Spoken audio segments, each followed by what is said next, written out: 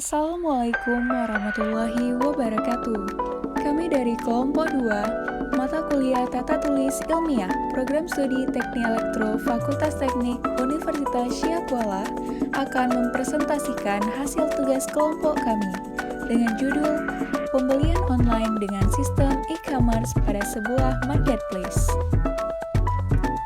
Adapun outline yang diperoleh, yang pertama, pembelian online dengan sistem e-commerce pada sebuah marketplace.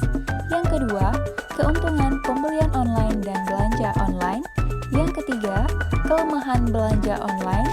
Yang keempat, flowchart sistem pembelian secara online. Dan yang terakhir, daftar pustaka. Sebelumnya, mari berkenalan dengan anggota kelompok kami. Miftahul Jannah, Cudnanda Nurbadriani, Medita Syafira, Nisa Hasna Nabila, Halfitiana Rosa, Teguh Gufran, Muhammad Rido, Alvin Putra Tarangga, dan Ardiansyah Putra Karo. Pembelian online.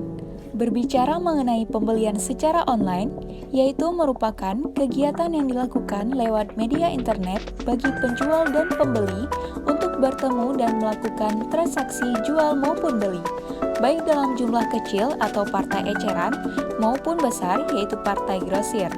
Seiring perkembangan teknologi di Indonesia, saat ini munculnya e-commerce yang membuka toko online dan menjual berbagai barang dan jasa, juga memperkenalkan internet sebagai media baru. Sehingga penggunaan internet sebagai media untuk jual beli semakin meningkat. Adapun marketplace yang menggunakan sistem e-commerce diantaranya seperti Shopee, Tokopedia, Bukalapak, JD.id, Belibeli.com, Lazada, dan lain-lain. Pembelian online e-commerce system. Saat ini, banyak orang yang lebih memilih berbelanja online dibandingkan dengan berbelanja di toko-toko pada umumnya. Hal ini dapat terlihat dari data di samping. Konsumen yang memilih transaksi via online meningkat setiap tahunnya. Banyaknya promo yang ditawarkan para pemilik toko online membuat banyak konsumen terdorong untuk berbelanja. Selain promo, banyak toko online yang menawarkan cashback, potongan harga, dan gratis ongkos kirim sehingga membuat suatu gaya hidup baru. Produk yang dijual seller e-commerce biasanya memiliki harga yang lebih bersahabat dibandingkan dengan retail resmi di mall.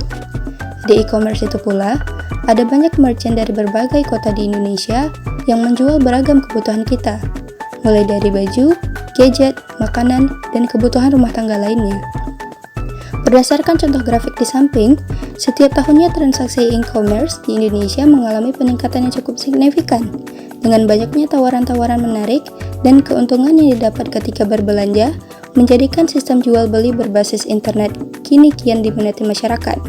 Beberapa indikator peningkatan tersebut membuktikan bahwa belanja melalui internet kini semakin dipercaya oleh masyarakat.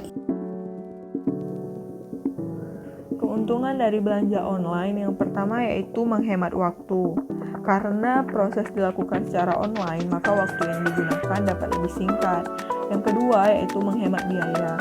Penghematan biaya ini ditinjau dari tidak perlu menggunakan transportasi untuk pergi ke toko offline.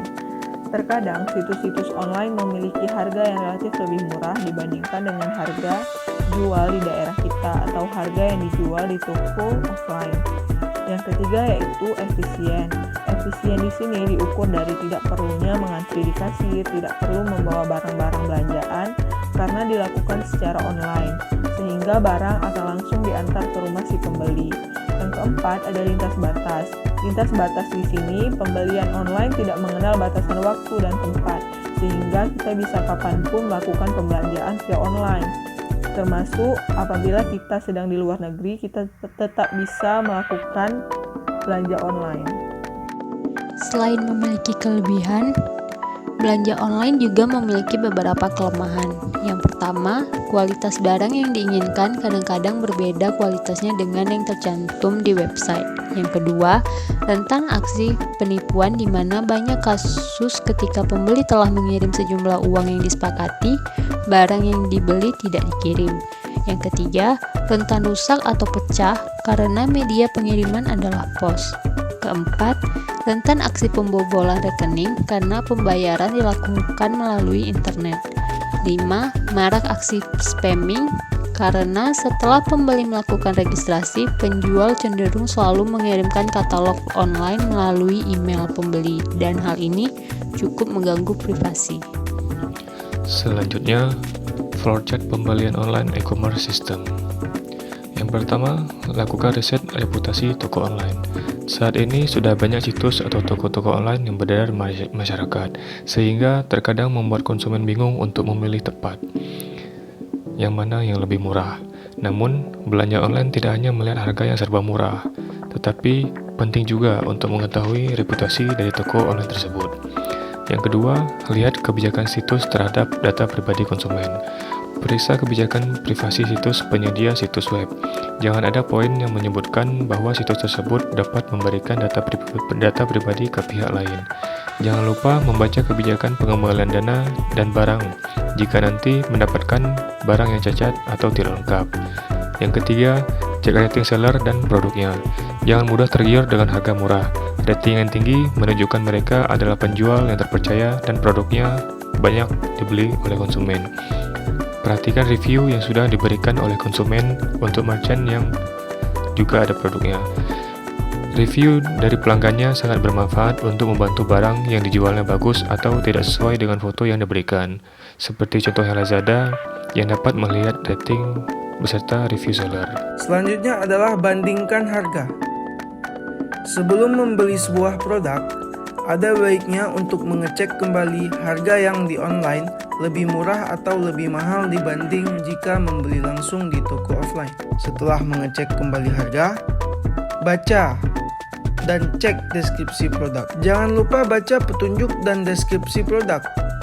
Hal ini untuk memastikan fungsi barang sesuai dengan yang kita butuhkan. Baca penjelasan produk itu penting untuk mengetahui spesifikasi barang, material, dan informasi detail lain dalam suatu produk yang dijual oleh merchant. Contoh, jika kita membeli barang elektronik, perhatikan voltase listrik suatu produk dalam satuan watt. Selanjutnya, cek harga produk. Sebelum belanja, kamu harus melihat harga produknya terlebih dahulu. Bandingkan harga barangnya dengan produk yang dijual seller lain. Inilah mudahnya belanja online di e-commerce.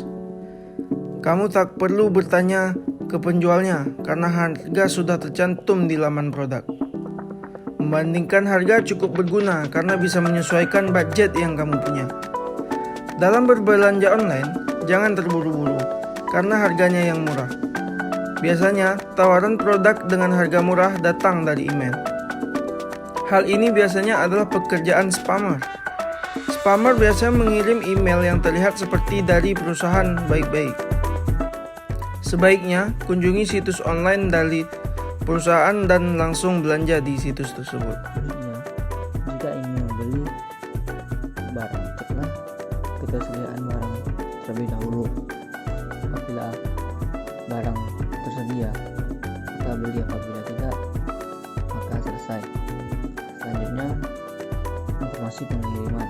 Setiap produk punya estimasi pengiriman yang berbeda-beda, tergantung lokasi penjual, seberapa besar barangnya, dan kurir yang dipilih.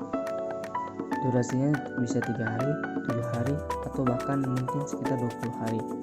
Jika barang yang dibeli online dikirim dari luar negeri, jika berbelanja online saat hal bernas, bukan tidak mungkin pengiriman bisa lebih lama dari durasi yang diberikan karena tingginya volume penjualan. Pahami perkiraan waktu sampai dan seberapa butuh dalam produk yang dibeli.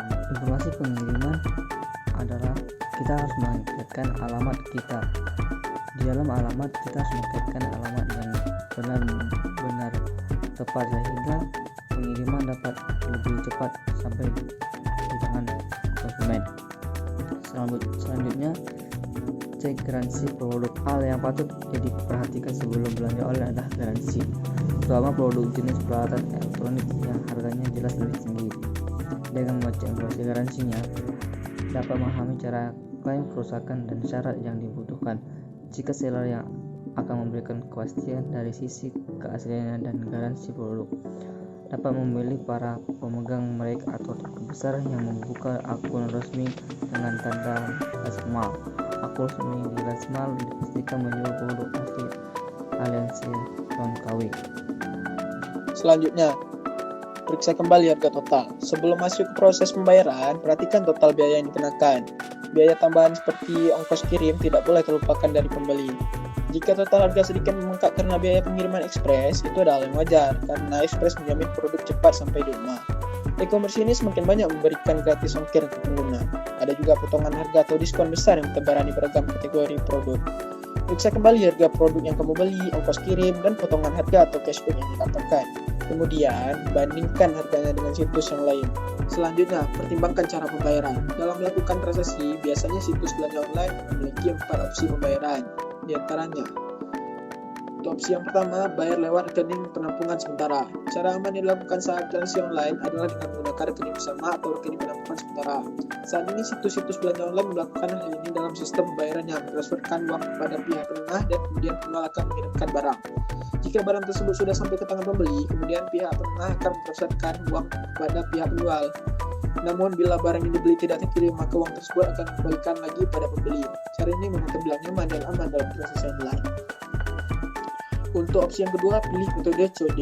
Bagi yang ingin transaksi aman, nyaman, bahkan dapat melihat langsung kualitas barang yang Anda beli, sepertinya metode ini akan sangat cocok untuk dicoba.